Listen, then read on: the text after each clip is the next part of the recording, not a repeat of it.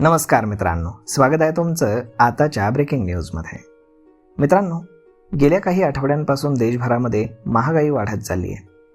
एकीकडे CNG, petrol आणि डिझेलच्या दरवाढीनंतर आता सर्वसामान्यांना महागाईचा आणखीन एक मोठा झटका बसण्याची शक्यता आहे.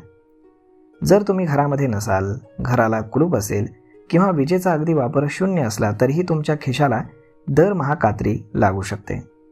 केंद्रीय विद्युत प्राधिकरणानं मासिक स्थिर दर म्हणजेच फिक्स चार्जेसमध्ये मोठी वाढ करण्याचा प्रस्ताव मांडला आहे.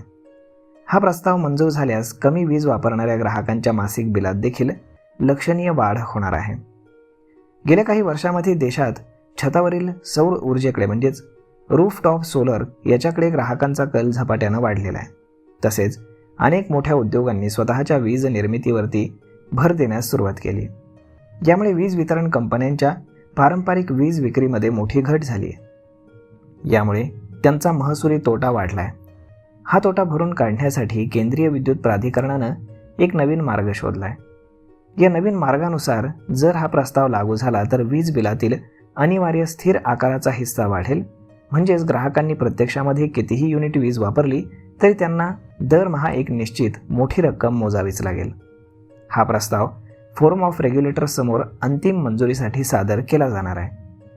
प्राधिकरणाने दिलेल्या माहितीनुसार वीज वितरण कंपन्या सध्या त्यांच्या पायाभूत सुविधांचा स्थिर खर्च शाश्वत मासिक शुल्काऐवजी प्रति युनिट वीज दराच्या माध्यमातून वसूल करतात. यामुळे जेव्हा विजेचा वापर कमी होतो तेव्हा ग्राहक सौर ऊर्जेवरती स्थलांतरित होतात. तेव्हा वितरण कंपन्यांच्या महसुलाला मोठा फटका बसतो. वाहन पायाभूत सुविधा, नेटवर्कची देखभाल, कर्मचाऱ्यांचे पगार आणि वीज उत्पादक कंपन्यांसोबत केलेले करार यावरती होणारा खर्च हा वितरण कंपन्यांच्या एकूण खर्चाच्या तब्बल 36 ते 56% इतका असतो. मात्र सध्याच्या मासिक स्थिर आकारातून कंपन्यांना केवळ महसुलाच्या 15 ते 20% उत्पन्न मिळतं. हीच तफावत दूर करण्यासाठी आता स्थिर आकार वाढवण्याची तयारी सुरू आहे. याचा सर्वाधिक परिणाम मध्यमवर्गीयावरती होणार आहे. जर तुम्ही काही महिन्यांसाठी बाहेरगावी जात असाल आणि घरातील वीज पूर्णपणे बंद असेल तरीही तुम्हाला वाढीव फिक्स चार्ज हा द्यावाच लागेल.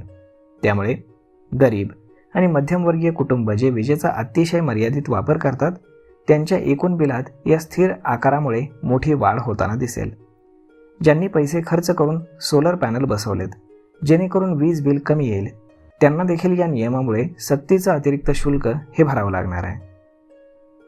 तर मग मित्रांनो, अशा पद्धतीनं जरी तुमचा लाईट पंखा सगळंही बंद असेल तरी हजारो रुपयांचं बिल येणार आहे. सरकारच्या या नवीन नियमानं सर्वांचंच बजेट कोलमडण्याची शक्यता आहे.